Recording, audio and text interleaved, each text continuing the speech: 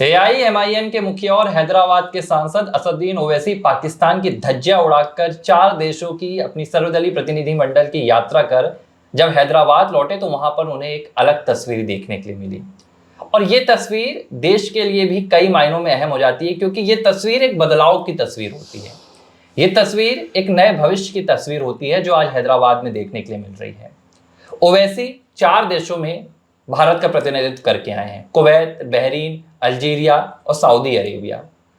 वैसे तो कई नेता गए थे, शशि थरूर गए थे, सुप्रिया सुले गई थी, अभिषेक बनर्जी गए थे, कनिमोझी गई थी, गुलाम नबी आजाद थे, सलमान खुर्शीद थे, लेकिन ओवैसी की चर्चा हर तरफ देखने के लिए मिली है और होनी भी चाहिए। जिस लिहाज से उन्होंने निसंकोच पाकिस्तान की धज्जियां उड़ाई, पाकिस्तान को दुनिया भर में बेनकाब किया। ना तो उन्होंने यहाँ पर मजहब देखा, ना तो उन्होंने यहाँ पर किसी तरह की राजनीति देखी, ना तो पार्टी के प्रति वफादारी देखी, ना तो वोट बैंक की यहाँ पर लालच देखी। जब ओवैसी हैदराबाद लौटे तो वहां पर पोस्टर्स नजर आए। ये पोस्टर्स ओवैसी के स्वागत में जैसे तो लगे थे, लेकिन इन पोस्टर्स में जो लिखा था वो मुझे लगता है कि आने वाले दिनों में देश के लिए एक नई राजनीतिक दिशा और संदेश भी हो सकता है।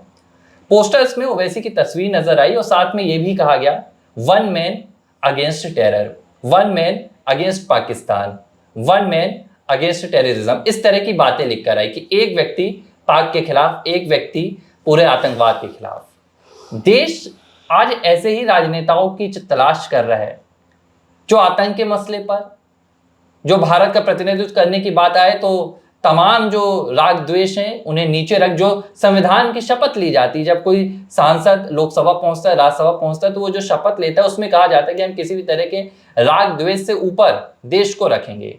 आज ओवैसी के स्वागत में जब ये पोस्टर्स नजर आ रहे हैं, किस तरह की राजनीति आने वाले दिनों में देश में बनने की उम्मीद है? नहीं, हम लोग भी लगातार उनके दौरे पर नज़र रख रहे थे और मुझे लग रहा है कि पहले जब उनके बयान आते थे तो हम इतना चर्चा भी नहीं करते थे, कोई ज़्यादा विचार भी नहीं करते थे और उन बयानों पर दिलचस्पी भी नहीं लेते थे। लेकिन देखिए, सकारात्मक जब बदलाव होता है किसी में तो पॉजिटिव जो एक हवा बहती है उस पर सब वो हवा लेना भी चाहते हैं और सबकी विचारधारा भी ऐसी होती है। सकारात्मकता बेहद जीवन में ज़रूरी होती है और राजनीति में भी अगर सकारात्मक बदलाव देखा जाए तो बेहद ज़रूरी होती है। तो मैं ये मानता हूँ कि ओवैसी ने ये बदलाव जो देखा गया है, खासकर बदलाव की बात राष्ट्र के प्रति जो जब संकट आता है उस समय किस तरह से हमलावर होना है, उस तरह से किस तरह से फाइट करनी है खासकर आतंकवाद के खिलाफ, और कैसे स्वयं भी भारत का पक्ष रखना है विदेशों में जाकर और देश की जनता को भी प्रेरित करना है। ये काम जो है ओवैसी ने किया है। और देखिए, जब जब आतंकवाद के खिलाफ बोला जाएगा, जब जब पाकिस्तान के खिलाफ बोला जाएगा, दुश्मनों के खिलाफ बोला जाएगा, देश की ताकत को बढ़ाने के लिए बोला जाएगा, अखंडता की बात बोली जाएगी और भारत की उन्नति की बात हम करेंगे, प्रगति की बात करेंगे, तब ओवैसी की चर्चा होगी और ओवैसी का सम्मान होगा। तो जिस तरह से हैदराबाद में ये जो पोस्टर लगे, ये तो स्वाभाविक सी बात है कि वहाँ के लोग ओवैसी के इस बदलाव के कायल हो चुके हैं और वो इंतजार कर रहे थे कि ओवैसी आएंगे और हम उनका इस तरह से स्वागत करेंगे। देखिए, जहाँ जहाँ पर ओवैसी गए वहाँ पर जिस तरह से रिस्पांस मिला वो बहुत ही अच्छा रिस्पांस मिला है और जिन बातों को उन्होंने रखा है वो पाकिस्तान को बेनकाब करने के लिए काफ़ी थी। तो अब पाकिस्तान को अलग थलग करने में जाहिर सी बात है कि ओवैसी का जो काम था सर्वोत्तम था। तो जब सर्वोत्तम व्यक्ति अपने तरीके से काम करता है, देश के लिए काम करता है, तो जब देश में वो आएगा तो उसका स्वागत होना स्वाभाविक है। ये ना एक सिर्फ पोस्टर्स नहीं है कि ये सिर्फ स्वागत के पोस्टर। मैं आपको बताऊंगा कि जब पहलगाम की घटना हुई तो इसके बाद कई वीडियो आए सोशल मीडिया पे, तमाम जो न्यूज़ चैनल्स थे वो अलग अलग जगह जाकर लोगों से पहलगाम की घटना पर चर्चा कर रहे थे। तो एक वीडियो कश्मीर का आया था, जम्मू कश्मीर का। वहाँ पर कुछ मुस्लिम वर्ग के लोग थे। जब उनसे पूछा गया कि क्या इस पूरे आतंकी घटना के पीछे पाकिस्तान का हाथ है और पाकिस्तान को बेनकाब होना चाहिए, तो वहाँ पर लोगों की बड़ी हैरान कर देने वाली विचारधारा सामने आई। लोगों ने पाकिस्तान के खिलाफ ना बोलना बेहतर समझा। ये अपने आप में एक सोचने वाली बात है कि भारत में अगर कोई लोग रह रहे हैं और वो पाकिस्तान के खिलाफ बोलने से हिचकिचाएं तो क्या उनकी विचारधारा होगी, इस बात पर यहाँ पर सोचनी है। लेकिन अगर आप देखिए कि अब क्या हो रहा है, ओवैसी जब लौट कर आ रहे हैं तो हैदराबाद में कोई भी वो वर्ग हो, वो हिंदू वर्ग हो, वो मुस्लिम वर्ग हो, हर वर्ग एक ही बात दोहरा रहा है। एक विचारधारा की जैसे लड़ाई हो वो ओवैसी से दुनिया भर में नहीं, भारत के अंदर भी मुझे लगता है कि उसमें बदलाव लेकर आ रहे हैं कि आतंक के खिलाफ एकजुटता कितनी जरूरी है।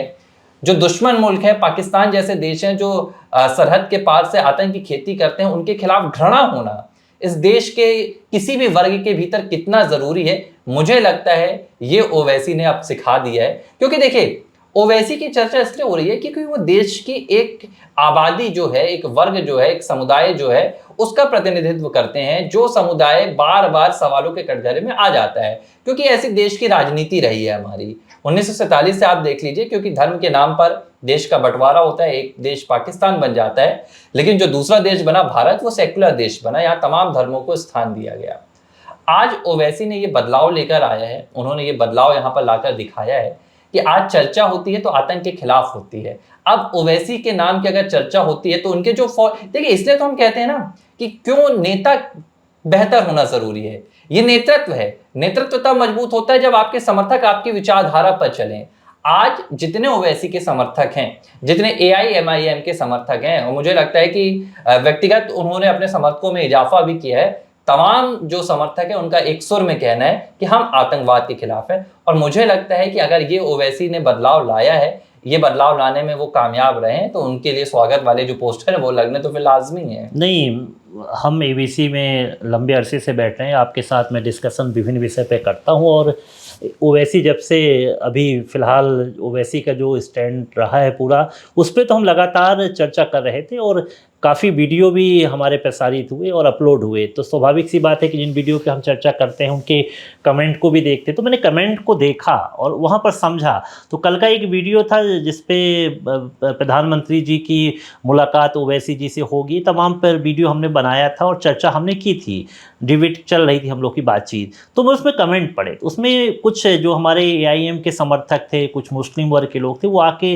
कह रहे थे, और वो कह रहे थे कि हाँ, कश्मीर में जो विचारधारा थी वो पाकिस्तान को समर्थन करने वाली थी, लेकिन वो कुछ ही लोग थे जो उनमें अब बदलाव लाने का काम ओवैसी कर रहे हैं। उन्होंने ये भी कहा कि आप कहते हैं कि जो मुस्लिम होते हैं कहीं ना कहीं पाकिस्तान की तरफ से, चूँकि वहाँ मुस्लिम धर्म के लोग रहते हैं पाकिस्तान में, तो थोड़ा सा इमोशन होता है। लेकिन कुछ मुस्लिम लोगों ने कमेंट किया वहाँ पर, कहा कि हमारे लिए जिस हम देश में रहते हैं वही देश हमारे लिए है, और भारत देश ही हमारा है और इसी से हम प्रेम करते हैं। उन्होंने ये एक्सेप्ट तो किया कि हाँ, कश्मीर चूँकि लगा है पाकिस्तान से, PO के पास में है, तो वहाँ से विचारधारा थोड़ी थोड़ी सी रहती है। लेकिन उन्होंने ये भी कहा कि विचारों में अब परिवर्तन आ रहा है, अब वो तमाम चीज़ें जो हैं ख़त्म हो रही। तो मैं मानता हूँ कि ये जो बातें हम ओवैसी की करते हैं, ओवैसी का जो संदेश है, जो मैसेज वो ला रहे हैं, तो जो मुस्लिम वर्ग के लोग हैं वो भी लगातार बातों को एक्सेप्ट कर रहे हैं। उनकी जो विचारधारा है काफ़ी सकारात्मक हो रही है। तो मैं मानता हूं कि वेलकम ओवैसी जो है